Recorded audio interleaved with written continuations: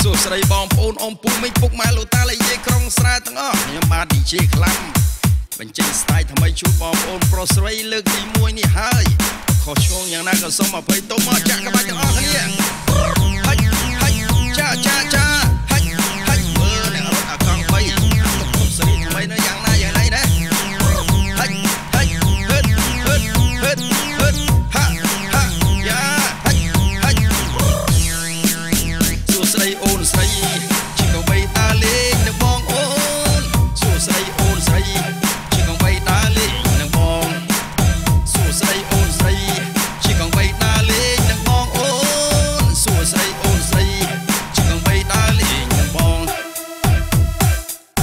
អេស្រីស្រស់តងបងបលឹងមកកៅកំនេះថាតូនចង់ទៅណាបងអ្នករត់កង់3តាលាជូនជីវ៉ាសុខខ្មែរគេនិយមទៅក្រោរសាជប់ការផ្លូវចិត្តផ្លូវចាំឲ្យខ្វល់ខ្វាយបញ្ហាស្រួលដេកស្រួលអង្គុយបត់បានចលនាដាក់ឲ្យបានទៅធំសាធុក៏ប៉ុណ្ណាអ្វីទៅបត់មិនសូវលឿនសវត្ថភាពខ្លាំងខ្លាជួបជុំញាតិមិត្តបងប្អូនជីដូនជីតាលោកឪពុកអ្នកម្ដាយដែលមានគុណថ្លៃថ្លារងចាំមើលផ្លូវបត់ត្រីបត់ត្រាវល់មកសុខអំណាចជួបជុំម្ដងមកកាលជួបជុំម្ដងមកកាលជួបជុំម្ដងមកកាលសួស្ដីអូនស្រីជាកបីតាលេងនៅបងអូនសួស្ដីអូនស្រីជាកបីតាលេងនៅបងសួស្ដីអូនស្រីជាកបីតាលេងនៅបងអូនសួស្ដីអូនស្រីជាកបីតាលេងនៅបង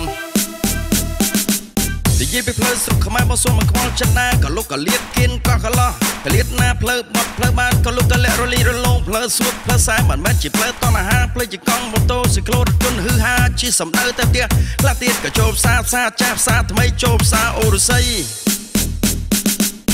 ឬក៏ផ្សារសូរិយាជួនទៅអ៊ីអនរហូតលេដល់ណាកាឡើងផ្សារស្រីបញ្ចេញថ្មីរួចចូលមកសវណ្ណាហូតដល់ផ្សារដីហុយលេដល់ផ្សារទឹកខ្លាទិញឲ្យវត្តចំណេះចំណុកត្រីសាច់ហូបអាហារសាច់ចង្កូមន់ទាភ្លាសោឬឆាតាំងពីគ្រឿងក្រអូបសម្លៀកបំពាក់អលង្ការសួស្ដីអូនស្រីជាកង់បីដើរលេងនឹងបងអូនសួស្ដីអូនស្រីជាកង់បីដើរលេងនឹងបងសួស្ដីអូនស្រីជាកង់បីដើរលេងនឹងបងអូនសួស្ដីអូនស្រីជាកង់បីដើរលេងនឹងបងយីមកអ៊ូទៅនោះឡងរត់កង់បីរូបបងបញ្ចេញសាច់ថ្មីប្លែកតាក់ទាញដល់អារម្មណ៍តបតែការដាក់ភ្លើងធំបានដូចដាក់លើកោរំពងកង្ហាលចលមកសម្រួលចិត្តរស័យសសូងស្រាប់មើលយូរទៅដូចជីវិតទំនងចំណែកខាង driver អ្នកបើកកង់បីតែម្ដងពាក់អាវតូចគុំដាក់ខ្សែក៏វត្តតំណប់ជើងគូក៏បាត់ក៏យកមកចង់ក្រនុយជារៀងមើលពីលើដល់ក្រោមគ្រប់ញៀវឃើញខ្ញុំហៅមកជិះមកអោរំលងខ្លះសោចសប្បាយញញឹមប្រំប្រៃតគូដល់សងកងអូក៏ពោះចិត្តស្រែកហូអើងកងស្រែកហូអើងកង